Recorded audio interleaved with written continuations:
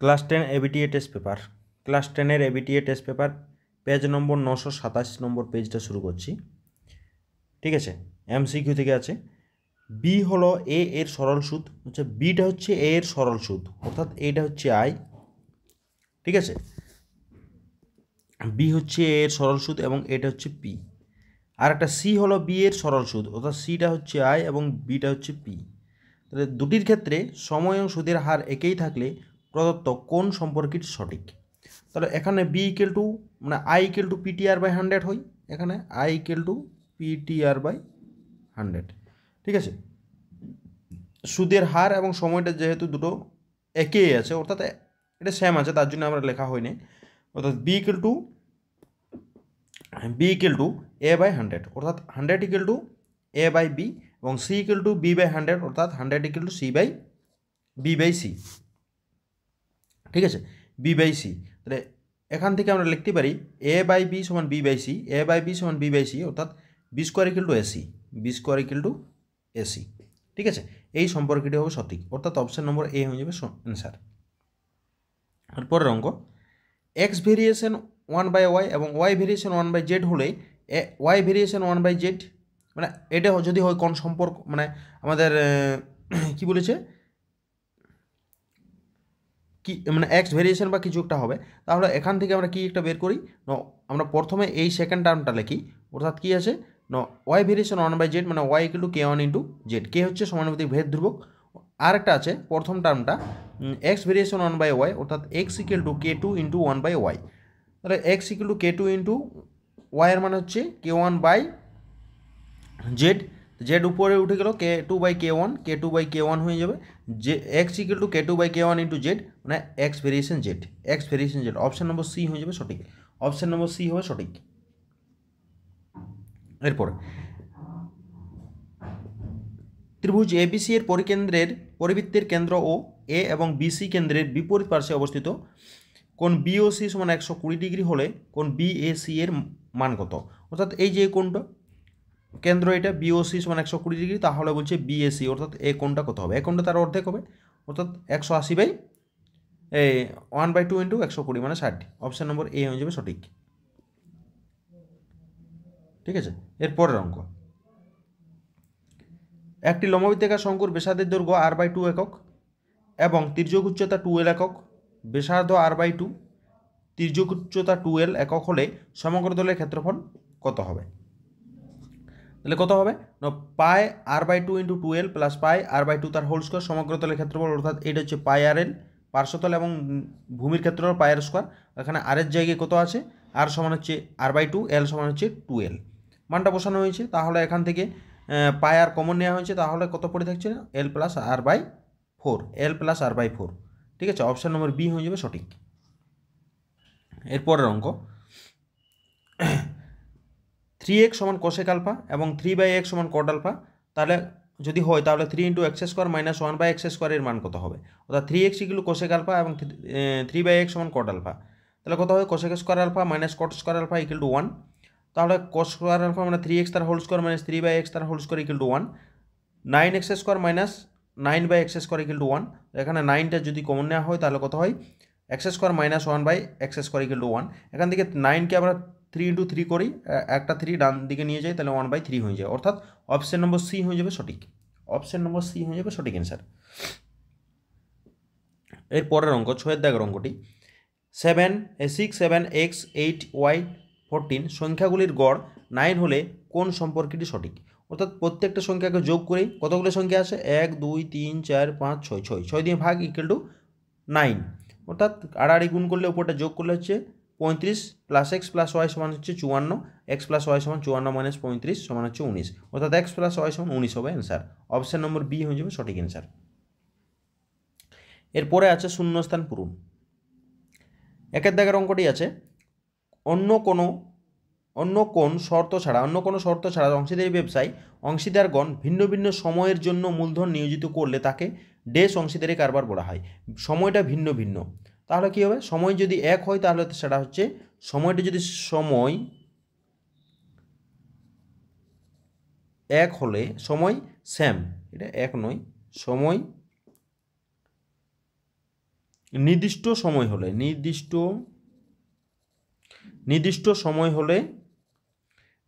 সময় হলে সরল অংশীদারি কারবার, আর সময়টা যদি ভিন্ন ভিন্ন হলে মিশ্র অংশীদারি কারবার। ঠিক আছে, মিশ্র অংশীদারি কারবার হয়, এটা হচ্ছে মিশ্র অংশীদারি কারবার।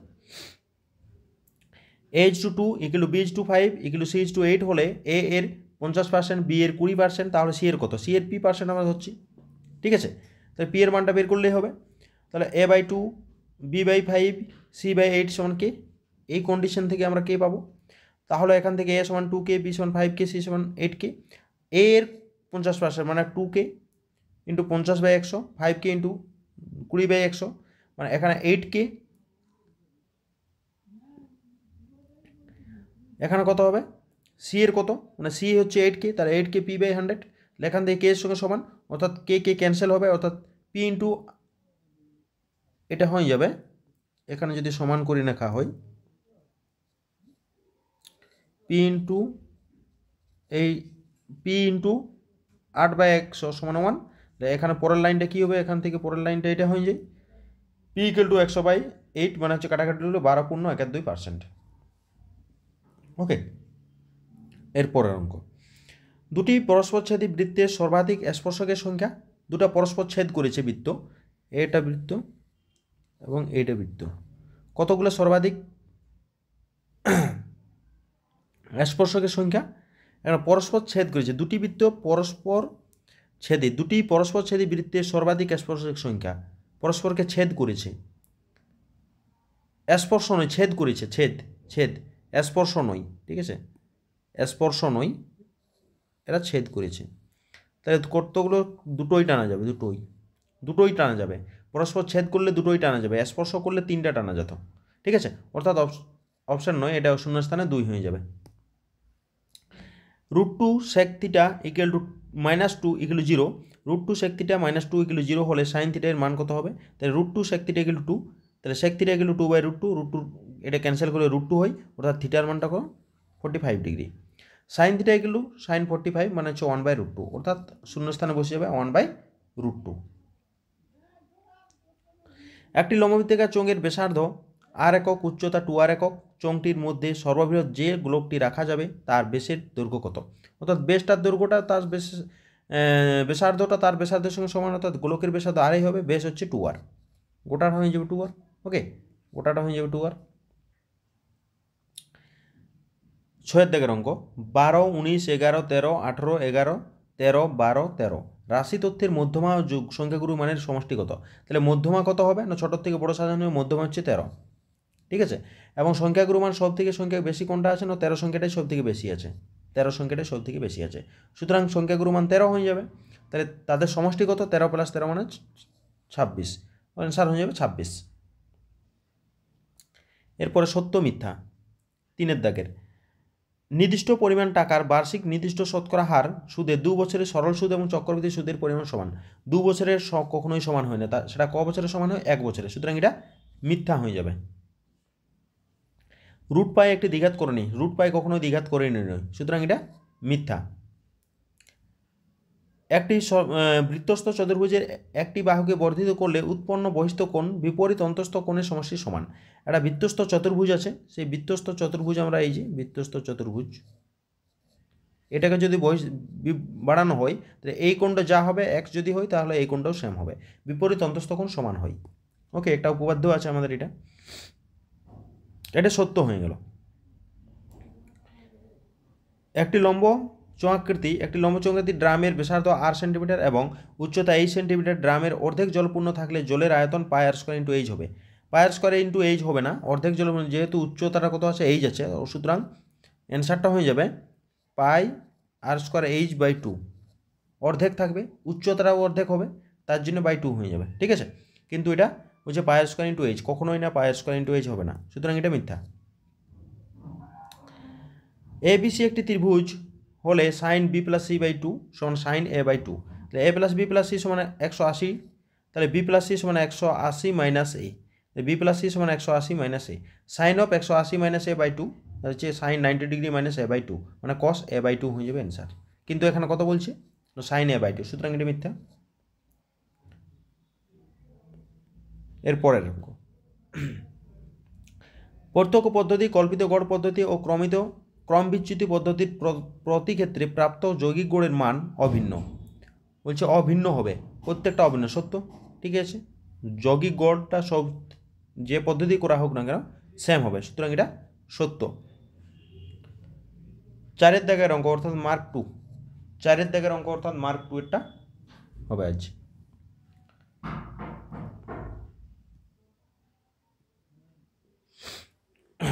চারের দাগের অঙ্ক, প্রতি বছর জনসংখ্যা R% বৃদ্ধি হলে n বছর পর জনসংখ্যা হয় পি। তাহলে n বছর পূর্বে জনসংখ্যা কত ছিল? আমরা ধরে নিচ্ছি n বছর পূর্বে জনসংখ্যা ছিল x, তাহলে x × 1 + r/100 whole to the power n সমান p এর সঙ্গে সমান হবে, অর্থাৎ x = এটা বাই চলে গেল, p বাই উপরে উঠলে পাওয়ারটা মাইনাস হবে, মাইনাস n আকারে চলে গেল, অর্থাৎ এইটাই ছিল জনসংখ্যাটা। ওকে,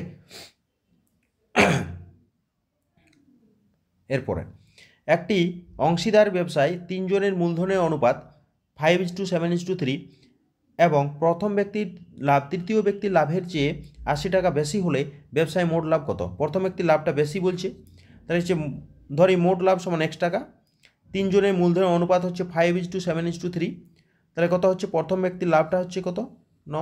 5x × 5x/15 - 3x/15 সমান হচ্ছে 80, এটা লসাগু করে দিচ্ছি, 2x/15 সমান 80, এক সমান হচ্ছে কাটাকাটি করলে 600, অর্থাৎ মোট লাভ হচ্ছে 600 টাকা। এরপরের অঙ্ক, x² + 4x x² + bx + 12 = 0 এবং x² + bx + q = 0 সমীকরণ দ্বয়ের একটি বীজ 2 হলে b ও q এর মান কত? তাহলে প্রথমে সমীকরণ যেহেতু বীজ দ্বয়ের মানে সমীকরণের দুটি বীজ মানে সমীকরণের বীজ হচ্ছে 2, সুতরাং 2 দ্বারা স্যাটিসফাই করবে, অর্থাৎ 2² + 4 × 2 + 12 = 0, 4 × 2b + 12 = 0, অর্থাৎ 2b সমান -16, মানে b সমান হচ্ছে -8। এখন দ্বিতীয় সমীকরণটাকে ওই 2 দ্বারা স্যাটিসফাই করবে, তাহলে 2 দ্বারা স্যাটিসফাই করা আছে, বি এর মানটাও বসানো হয়েছে, তাই কিউর মানটা এখানে মানে আমরা ক্যালকুলেশন করছি, যোগ করে দেওয়া হয়েছে, তাহলে -12 + q সমান 0, কিউ সমান হচ্ছে 12, অর্থাৎ বি এর মান হচ্ছে -8 এবং কিউর মান হচ্ছে 12। ঠিক আছে, এরপরের অঙ্ক, IV y - z variation 1/x, z - x variation 1/y এবং x - y ভেরিয়েশন 1/z হলে ভেদ ধ্রুবক তিনটির সমষ্টি কত? তাহলে এটা ভেদ ধ্রুবক সমষ্টি মানে হচ্ছে 0 হবে, গুণফল মানে হচ্ছে 1, এটা করে দেখাতে হবে। তাহলে প্রথমটার জন্য কি হচ্ছে y - z ভেরিয়েশন 1/x, মানে y - z = k1 × 1/x, তাহলে k1 সমান কত হবে? গুণ করে দিয়েছি আড়াআড়ি, গুণ করলে কত হয়? xy - zx, আর z - x variation 1/y, z - x সমান k2 × 1/y, k2 সমান zy - xy। ঠিক আছে, এখান থেকে k2, এখান থেকে একই রকম k3টা বের করে নিয়েছি, এই যে তাদের যোগ যে k1 + k2 + k3 যোগ করলে আমাদের প্রত্যেকটা কাটাকাটি হবে, অর্থাৎ অ্যান্সার হয়ে যাবে 0। এরপরের অঙ্ক,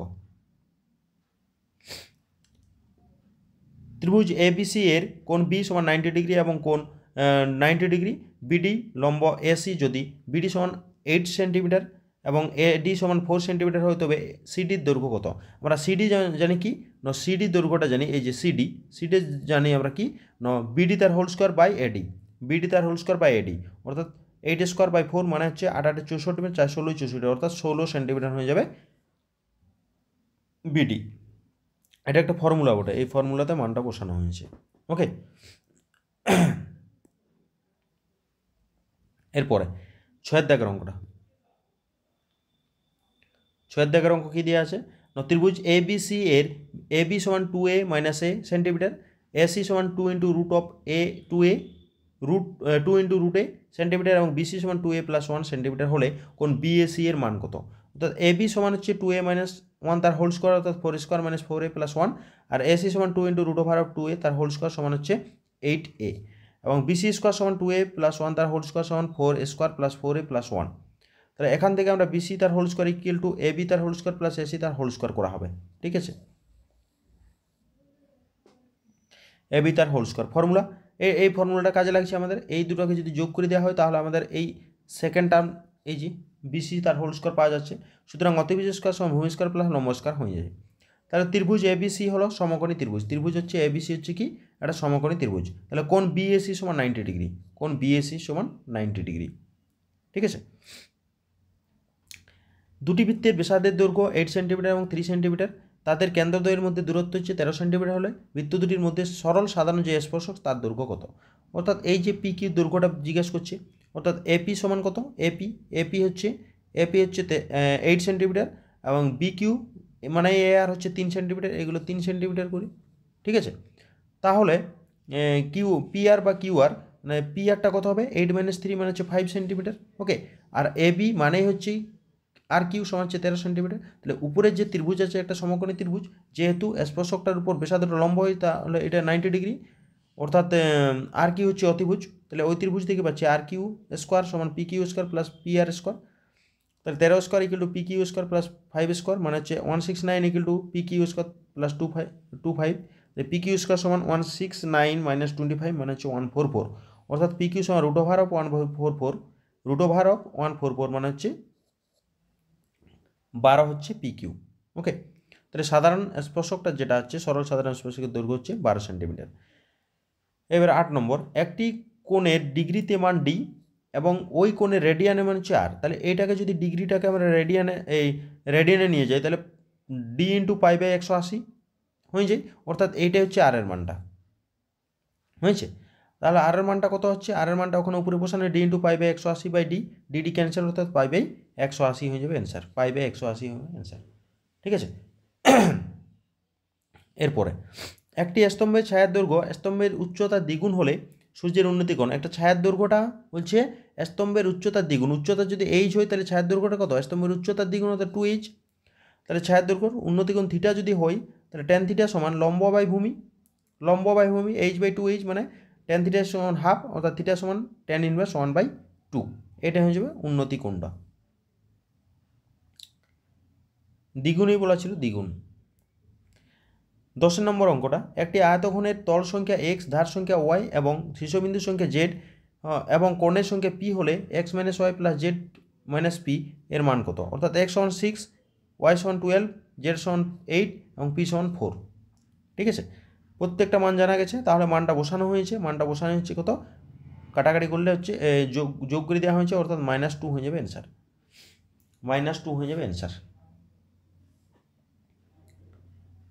এর পরের অঙ্ক, একটি নিরেট লম্ববৃত্তাকার শঙ্কুর ভূমিতলের ব্যাসার্ধের দৈর্ঘ্য একটি নিরেট গোলকের ব্যাসার্ধের দৈর্ঘ্যের সমান।